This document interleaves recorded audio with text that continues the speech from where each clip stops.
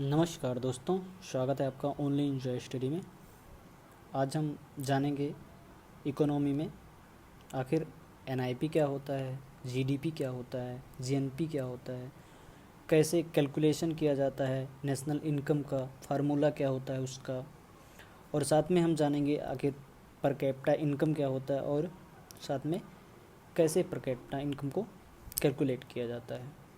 ठीक है, तो आइए पहले हम देखते हैं आखिर एनआईपी क्या होता है। एनआईपी का फुल फॉर्म होता है national income and production, Hindi में जो है राष्ट्रीय आय और उत्पाद कहते हैं। ठीक है, राष्ट्रीय आय और उत्पाद। आखिर इसका हमको आवश्यकता क्यों होती है और आखिर हम अध्ययन इसका कैसे करते हैं, इसको हम जानते हैं। जब हम किसी देश में जो वहाँ की उपलब्ध आर्थिक संसाधन हैं, जिस देश में जो संसाधन उपलब्ध हैं, जब उनका हम यूज़ करते हैं, जब उन संसाधनों का हम प्रयोग करते हैं, तो उससे जो मिलने वाले आर्थिक कल्याण हैं, उससे मिलने वाले आर्थिक संसाधन हैं, कल्याण हैं, उसको जब हम अनुमान लगाते हैं तो उसी को हम कहते हैं राष्ट्रीय आय और उत्पाद। और इसी को जानने के लिए हम इसका अध्ययन करते हैं। ठीक है, जैसे इसमें लिखा भी है कि किसी देश में उपलब्ध आर्थिक संसाधनों का दोहन व लोगों को मिलने वाले आर्थिक कल्याण के बारे में अनुमान लगाने के लिए एनआईपी का अध्ययन या नेशनल इनकम और प्रोडक्शन का अध्ययन करना पड़ता है, राष्ट्रीय आय और उत्पाद का अध्ययन करना पड़ता है।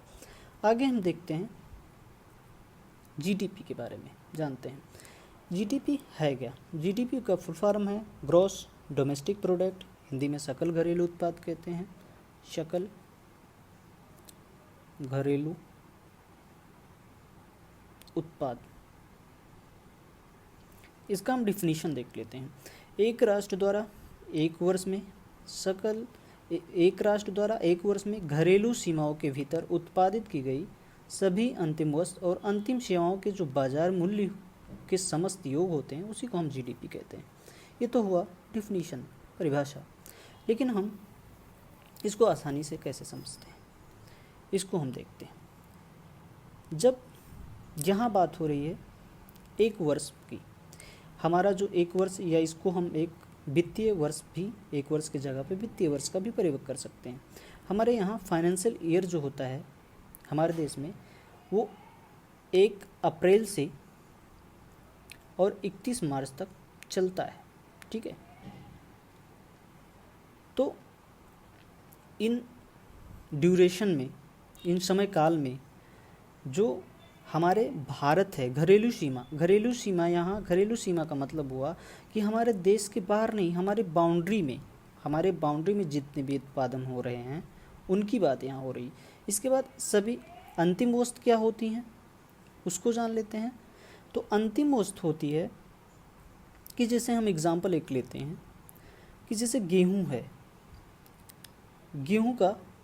गेहूं से पहले आटा बन जाता है और आटा से हमें रोटी मिल जाती है, रोटी बन जाता है। लेकिन क्या रोटी के बाद कोई प्रोसेस है? नहीं, कोई प्रोसेस नहीं है। तो वह अंतिम अवस्था, ठीक है, जिनका दोबारा परिवर्तित रूप ना हो सके, उसी को हम अंतिम वस्तु कहते हैं। ठीक है, इसके बाद यहाँ दिया हुआ है बाजार मूल्य के बारे में। तो आखिर बाजार मूल्य क्या होता है, इसको हम देखते हैं। बाजार मूल्य होता है, मान लेते हैं हम एक शॉपकीपर के पास जाते हैं, दुकानदार के पास जाते हैं और कोई प्रोडक्ट बाई करते हैं। प्रोडक्ट बाई करेंगे और उसको जो मूल्य उस प्रोडक्ट के बदले में हम चुकाएंगे, उसी को हम कहते हैं बाजार मूल्य। यहाँ पे हमने लिखा भी है कि उपभोक्ता के द्वारा चुकाया गया मूल्य होता है। हमने जीडीपी जाना, जीडीपी की आवश्यकता बहुत पड़ती रहती है। अक्सर हम समाचार पत्रों में देखते भी हैं, न्यूज़ में देखते हैं, जीडीपी ग्रो की, जीडीपी घट रही है, भारत की जीडीपी इतनी है, इतने नंबर पे है। तो इसलिए जीडीपी की आवश्यकता हमें बहुत ज़्यादा हो जाती है। इसलिए जीडीपी को याद रखना बहुत ही ज़रूरी है। ठीक है, आगे हम चलते हैं। हमने जीडीपी का अध्ययन किया, अब हम देखते हैं आखिर जीएनपी के बारे में।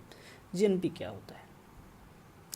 अगर हम इसके परिभाषा की बात करें तो हमने यहाँ पे लिखा नहीं है, लेकिन जैसे जीडीपी का फार्मूला है सेम उसी आधार पे ये फार्मूला है, बस वहाँ जो घरेलू सीमा ऐड हो रहा है वो घरेलू सीमा यहाँ पे कोई बाधा नहीं है, वहाँ ऐड घरेलू सीमा नहीं किया जा रहा है। यहाँ इसका परिभाषा हो जाएगा कि एक राष्ट्र के द्वारा एक वर्ष में, ठीक है, किसी भी देश में उत्पादित की गई सभी अंतिम वस्तु और सेवाओं के बाजार मूल्यों के समस्त योग को जीडीपी कहते हैं। ठीक है, तो यहाँ पे आपने एक बात नोटिस की होगी कि यहाँ पे किसी भी देश की बात हो रही है, जबकि जीडीपी में बात हो रही थी कि घरेलू सीमा के भीतर।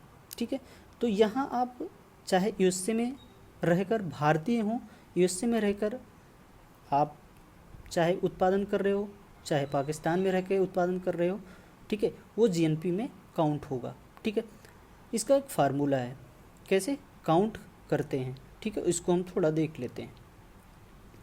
जीएनपी का फार्मूला है जीडीपी प्लस, यहाँ पे प्लस सिंबल है, जीडीपी प्लस ए माइनस बी। ठीक है, ए माइनस बी का मतलब क्या हुआ? ए का मतलब हुआ कि भारतीयों द्वारा जो विदेशों में उत्पाद किया जा रहा है उसमें में से हम बी का मतलब हुआ कि विदेशों द्वारा जो भारत में उत्पाद किया जा रहा है उसको हम घटा देते हैं, तो हमारा जो निकलता है उसको हम जीडीपी में ऐड कर देते हैं, तो हमारा जीएनपी निकल आता है। तो ये हमारा फार्मूला हुआ जीएनपी निकालने का। इसके बाद हम देखते हैं कि आखिर एनएनपी क्या है। नेट नेशनल प्रोडक्ट है, यानी कि सकल राष्ट्रीय उत्पाद। ठीक है, यहाँ नेट का मतलब सकल हुआ, कुल हुआ। ठीक है, इसको निकालने के लिए जीएनपी माइनस डेप्रिसिएशन, यानी कि जो हमारा जीएनपी ऑलरेडी हम कैलकुलेशन करके जो हमारा जीएनपी निकला उसी में से मूल्यह्रास को घटा देते हैं, डेप्रिसिएशन को घटा देते हैं। आखिर क्या है मूल्यह्रास?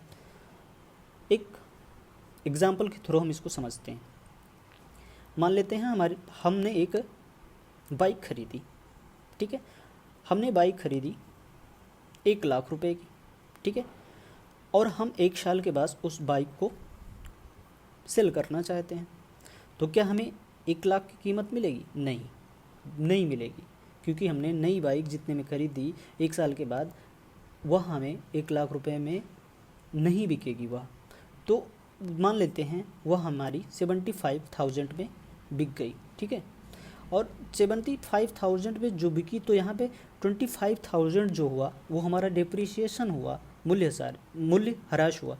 इसी को कहते हैं, जैसे घिसावट या मशीनों में घिसावट इत्यादि से इसको संकेत किया जाता है। ठीक है, इसके बाद हम देख लेते हैं कि कैसे हम कैलकुलेशन करते हैं नेशनल इनकम का। ठीक है, तो नेशनल इनकम का यह फार्मूला हमने यहाँ पे लिख दिया है, नोट डाउन कर दिया है। होता है एनएनपी फैक्टर कास्ट पे। अभी हम पहले फार्मूला देख लेते हैं, इसके बाद हम फैक्टर कास्ट और मार्केट प्राइस पे भी बात करते हैं। तो NNP factor cost equal to NNP market price. ठीक है, इनडायरेक्ट टैक्स यानी कि अप्रत्यक्ष कर प्लस सब्सिडी को ऐड कर दिया जाता है, यानी जो एनएनपी मार्केट प्राइस है, ठीक है, एनएनपी मार्केट प्राइस में से इनडायरेक्ट टैक्स को घटा दिया गया, अप्रत्यक्ष कर को घटा दिया गया और सब्सिडी को ऐड कर दिया गया, तो हमारा राष्ट्रीय आय निकल आता है। क्वेश्चन पूछेगा राष्ट्रीय आय मार्केट प्राइस पे निकाली जाती है या फैक्टर कास्ट पे निकाली जाती है, तो इसका आंसर होगा फैक्टर कास्ट पे निकाली। 2015 से पहले क्या था कि हमारे यहाँ जो राष्ट्रीय आय है हमारे देश में कैलकुलेशन किया जाता था, वो किया जाता था मार्केट प्राइस पे, लेकिन 2015 के बाद हमारा फैक्टर कास्ट पे किया जाने लगा इसका कैलकुलेशन। तो हमने यह समझा। अब हम समझ लेते हैं थोड़ा कि आखिर है क्या ये फैक्टर कास्ट और मार्केट प्राइस। एक आसानी से हम इसको समझने का प्रयास करते हैं। फैक्टर कास्ट को हिंदी में क्या बोलते हैं? साधन लागत बोलते हैं। साधन लागत यानी कि नाम में ही स्पष्ट हो रहा है कि कोई साधन है और उस पे कुछ लागत लग रहा है। तो देखो, जो कोई भी चीज़ हमको उत्पाद करना हो, कोई भी जब उत्पाद करने के दौरान जब हम किसी उत्पाद के द्वारा किसी उत्पाद हेतु जो है जो इन्वेस्टमेंट करते हैं, जो हमारा निवेश होता है, जो हमारा इन्वेस्टमेंट होता है, उसी की लागत को हम साधन लागत कहते हैं। फॉर एग्ज़ाम्पल, हमें कोई भी प्रोडक्ट का उत्पादन करना है तो उसके लिए हमारे पास पूंजी होना आवश्यक है, इसको हमने बोल दिया पूंजी लागत। ठीक है, फिर हमें क्या चाहिए, पूंजी है हमारे पास तो रॉ मटेरियल यानी कच्चा माल चाहिए, तो कच्चा माल खरीदना पड़ेगा, तो हमको कच्चा माल खरीदने के लिए लागत लगेगा, तो उसमें कच्चा माल लागत हो गया। फिर हमने मजदूर को रखा, लैंड लिया, तो उस पर जो लागत लगा, यानी कि उत्पादन की प्रक्रिया के दौरान किसी उत्पाद द्वारा निवेश की गई लागत को ही साधन लागत कहते हैं। यह हुआ डिफिनीशन, उत्पाद की प्रक्रिया के दौरान किसी उत्पाद द्वारा निवेश की गई लागत को ही साधन लागत कहते हैं। ठीक है, अब हम देख लेते हैं हमारा अंतिम जो है वो है मार्केट प्राइस क्या होता है। मार्केट प्राइस हमने पहले ही आपको बता दिया था, फिर एक बार बता देते हैं। किसी भी शॉप पे हम जाते हैं, ठीक है, किसी भी शॉप पे जाते हैं और शॉपकीपर से कोई भी प्रोडक्ट लेते हैं, प्रोडक्ट के बदले जो हम पे करते हैं उसी को पैसा, उसी को हम जो कहते हैं मार्केट प्राइस कहते हैं। नेक्स्ट चलते हैं, उम्मीद करते हैं समझ आ रहा होगा। हम पूरा एफर्ट लगा रहे हैं कि आसानी से समझाने का प्रयास करें, रट्टू तोता ना बने, रट्टे ना, और आसानी से इसको समझें। ठीक है, आगे चलते हैं। Per capita income, per capita income किसे कहते हैं, यानी कि कोई भी इंडिविजुअल, कोई भी व्यक्ति जो उसकी इनकम है, ठीक है, उनका जो पर कैपिटा इनकम, जो उसका इनकम है उसी को पर कैपिटा इनकम कहते हैं। इंडिविजुअल की यहाँ पे बात हो रही है, तो यह इसलिए पर कैपिटा इनकम हो रही है। प्रति व्यक्ति आय, स्पष्ट ही है, नाम में ही प्रति व्यक्ति आय, हिंदी में इसको प्रति व्यक्ति आय।